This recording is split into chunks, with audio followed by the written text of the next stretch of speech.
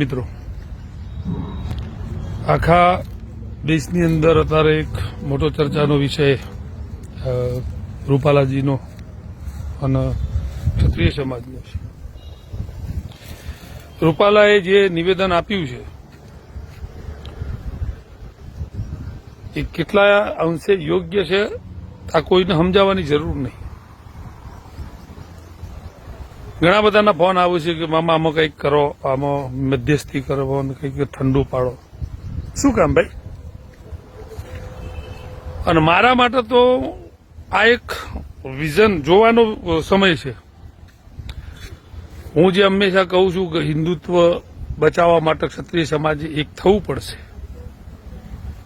આજે એક થવા માંડ્યો છે. મારા માટે તો એ સારી વસ્તુ છે. હિન્દુત્વ જે બચાવી શકે એવો સમાજ છે, એવો જે મને દ્રઢ વિશ્વાસ છે ને, એ સમાજના પોતાના ઉપર જયારે આ આવી પડ્યું છે ને, પોતાનું અસ્તિત્વ સાબિત કરવાનો એક બેસ્ટ સમય આવ્યો છે આ સમાજે. તો એની અંદર મધ્યસ્થી કે પતાવવાની વાત ના હોય. જ્યારે કોઈ પણ સમાજની બેન દીકરીઓના માટે, કોઈ પણ સમાજની ગાયો માટે લીલા માથા દઈને જ્યાં ગામે ગામ પાળિયા પૂજાતા હોય, ખુદ એ સમાજના અસ્તિત્વ ઉપર આંગળી કરવામાં આવી છે.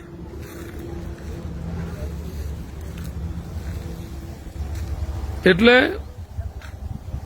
આમાં હું તો જોઉં જ છું. અને આ સમાજ માટે પણ એક સારા ન્યૂઝ કહી શકાય કે આ સમાજ માટે પણ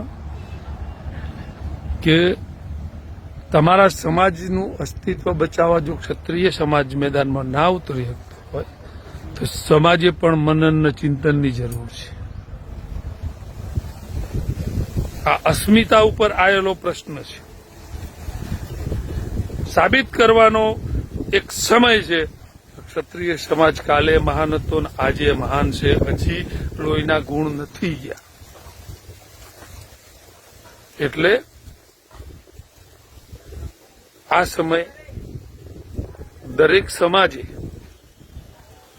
ક્ષત્રિય સમાજના સાથે ઉભા રહેવાનો સમય છે.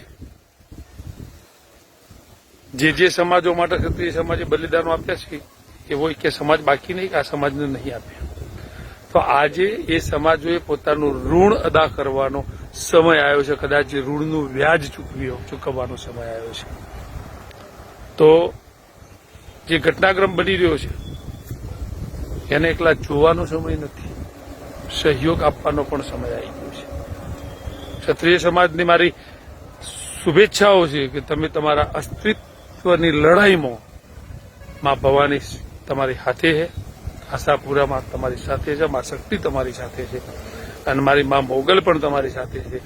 જ્યારે વાત તમારા સમાજના અસ્તિત્વની છે ને તો વિજય તમારો જ થશે. જય માતાજી, જય ભવાની.